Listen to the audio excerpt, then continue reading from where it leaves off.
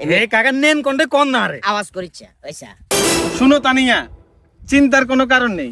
তুমি যদি একবার থাকো রাজি, আমার একজন কাকা আছে, তার নাম হচ্ছে কাজী, যা ব্যবস্থা করার এতে করবে, বুঝছো? তুমি শুধু আমার একটু বুঝো। কি কিছু কি বলার নাই?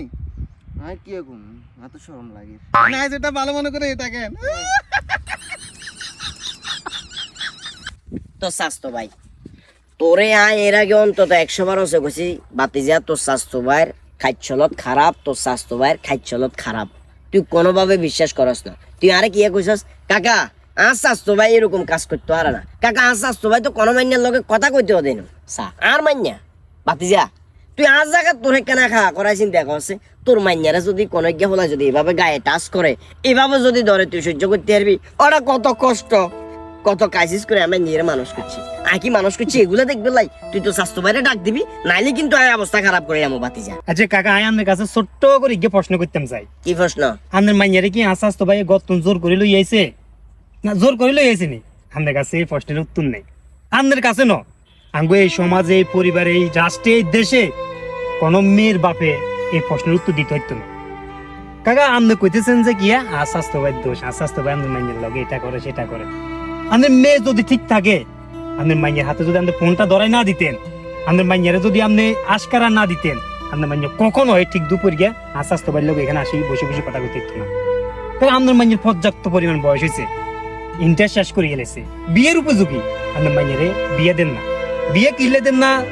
আমরা তো সমাজের মানুষেরা তো বিয়ের এত পরিমাণ কঠিন করে গেলাইছে, মানে একটা বিয়ে যদি চিন্তা ভাবনা করে অন্তত 4-5 লাখ টাকা মেয়ের বাপের, এরপর মেয়ের ভাইয়ের মাথার ঘুরপাক খায়। কারণ একটা বিয়ে দিতে হইলে 4 থেকে 5 লাখ টাকা খরচ হয়।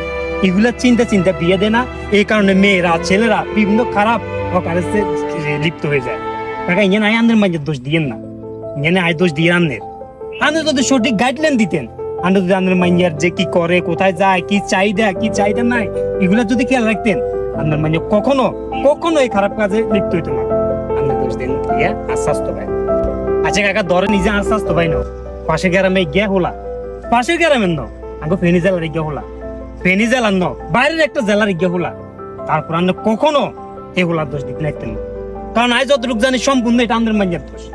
আমাদের মাইয়া চাইছে বিদায় আজকে এরা একত্র হয়েছে এই খারাপ কাজগুলো করতেছে।